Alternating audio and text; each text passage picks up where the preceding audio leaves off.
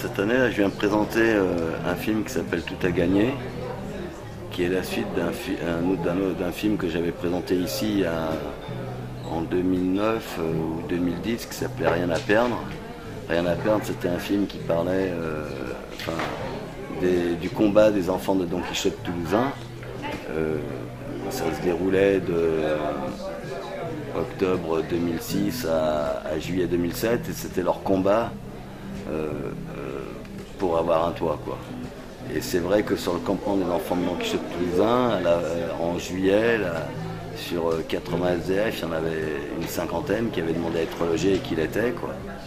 Et puis parmi ces gens-là, trois des personnages principaux de Rien à perdre, avec qui je suis toujours resté en relation et on est des copains, quoi. On se croise, on se voit à Toulouse.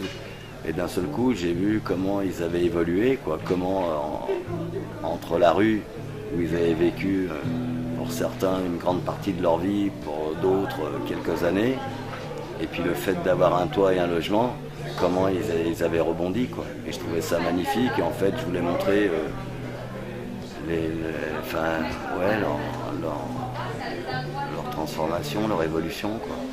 Et ça me paraissait important parce que c'est un message d'espoir. Ouais, mon expérience avec Jean-Henri, c'est une histoire d'une rencontre, quoi. Et puis bon, ça s'est fait comme ça. Même moi, au début, je savais pas qu'il allait faire un film. Quand je l'ai rencontré en 2006, il m'avait demandé simplement si j'acceptais de me faire filmer. Puis j'étais SDF, pour moi j'ai dit oui, parce que bon, je savais qu'un mec qui filme, qui prend les photos, il donne toujours une pièce. Puis il aime bien filmer. Puis quand il m'a dit à un moment donné que c'était un film qu'il faisait, bon là, ça m'a étonné, quoi. Garde tes mots pour te soigner, te fatigue pas à trop parler. Gaffe à ton cœur, c'est ton passeport. Tu t'en tamponnes et tu l'écœures. Ménage ta tête, elle est douillette. Si tu la pètes, elle sera en miettes. Protège tes yeux devant la lame qui tranche tes larmes et te sang sur l'âme. Achève ta haine à coups de hache. Brise tes chaînes et deviens zen. Mets de l'humour dans tes petits fours, compte à rebours et fais l'amour. Change de style, te fais pas de bile. Ton âme est vaste comme la savane. Ton regard est doux, te bourre pas le mou. Ta vie défile, tu n'as qu'une pile. T'es trop speed, tu prends des risques. Ton corps encaisse à toute vitesse. Tu t'éclates et puis tu stresses. Tu tournes en rond, t'es hystérique. Tu grandis et tu déprimes. Tu t'imprimes des nouvelles rides. Tu te trouves chic et tu te suicides. Tu te rates, c'est tout ce que tu mérites. Sois moins que rien, donc plus que bien. Déchire-toi en mille et une nuits. Tire la chasse sur ta vie de chien. Ronge ton os et suce l'ennui. T'es de passage et tu rames au niveau zéro de l'horizon. Tu te plies en quatre à chaque saison qui te ravage et te rétame comme un vieux con. T'es aux abois, tu t'envoies en l'air. Tu retombes poussière parmi tes frères de lait. T'es dans la dèche et t'as mis le feu à ta dernière mèche de cheveux. Bonjour les cieux, frotte-toi les yeux. Tu planes sur ton nuage, t'es devenu pieux. Sacré nom de Dieu, te voilà enfin un homme heureux.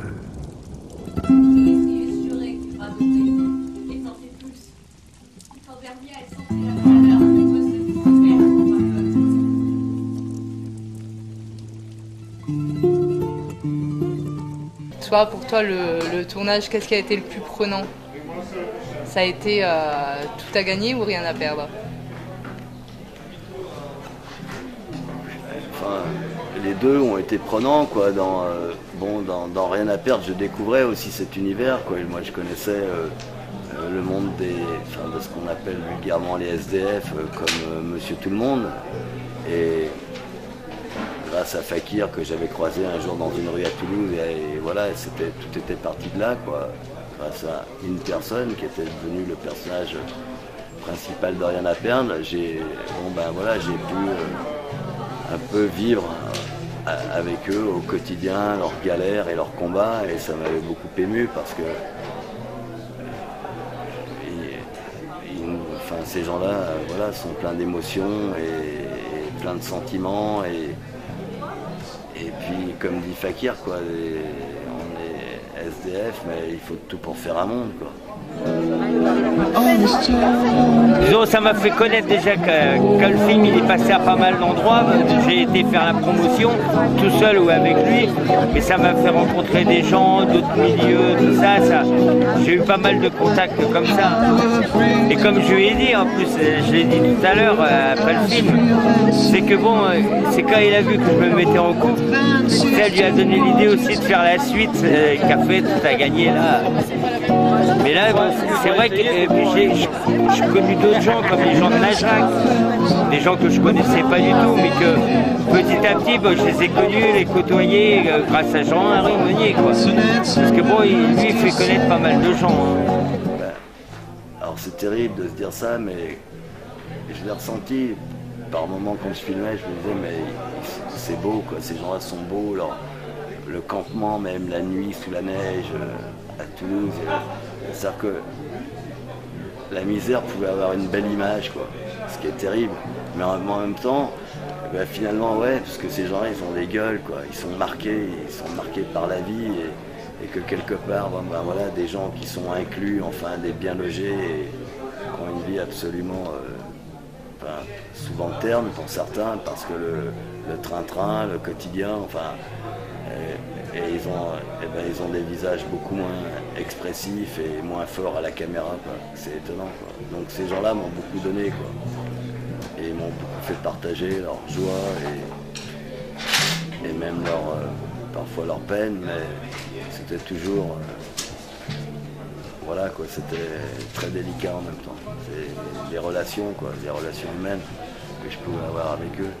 Et donc quand j'ai vu que... trois des personnages du premier film s'en étaient bien sortis, ça me paraissait vraiment, ne serait-ce que pour eux, quoi, de filmer, de le montrer, quoi, parce que les gens souvent ils ont une image complètement faussée, mais et très souvent par ignorance. Mais voilà. Donc est-ce que tu as l'impression maintenant que ça aboutit ? Je sais pas. Il y a toujours autant de SDF dans les rues, malheureusement. Ça continue, même dans toutes les villes. Pourtant, il y a des milliers de logements qui sont inoccupés. Donc je me dis que voilà, les politiques, toutes les paroles que j'ai entendues depuis 2007, toutes les actions qu'ils devaient entreprendre pour régler le problème. Même Sarkozy avait dit à la fin de mon quinquennat, plus personne ne dormira dans les rues en France. Et finalement, j'en reviens à cette phrase, ça me rappelle cette phrase de Jacques Chirac, un fin politicien, comme tous ces gens-là, et qui disait, voilà, les promesses n'engagent que ceux qui y croient, quoi. Et malheureusement, c'est trop vrai, quoi, parce que rien n'a changé finalement depuis 2007. Il y a toujours autant de SDF, mais ces trois personnes là, qui sont dans Tout a gagné, elles s'en sont tirées, quoi. Et donc c'est important de montrer aussi aux autres, que voilà, grâce à l'union, parce que les enfants de Don Quichotte c'était un groupe, ils étaient unis, grâce à cette union, leur combat a pu aboutir. Et après, c'est Fakir, Philippe, Roman et Patrick, là, ils s'en sont sortis ensuite avec leur volonté, quoi. Mais est-ce que tu penses que quand toi tu montres le film au grand public, est-ce que tu penses que ça peut au moins faire changer leurs a priori ? Est-ce que tu penses qu'ils ressortent de la salle avec une autre image ? En tout cas, je ne sais pas avec Tout a gagné là, mais je sais qu'après Rien à perdre, ouais, plein de spectateurs, beaucoup de spectateurs avec qui j'ai échangé à la fin des représentations et qui ne connaissaient pas trop ce monde, ils sont venus me voir et m'ont dit merci parce qu'on les voit différemment grâce à votre film. Mais un film n'a jamais vraiment fait changer les choses, quoi. Sinon, Chaplin avec le dictateur, il aurait évité la Shoah, quoi. Quelque part, enfin, donc jamais un film mais ça peut quand même, oui, il y a peut-être certaines prises de conscience, souvent chez des gens qui sont déjà presque sensibilisés, malheureusement, quoi. Après, changer la face du monde, ça, c'est notre histoire, quoi.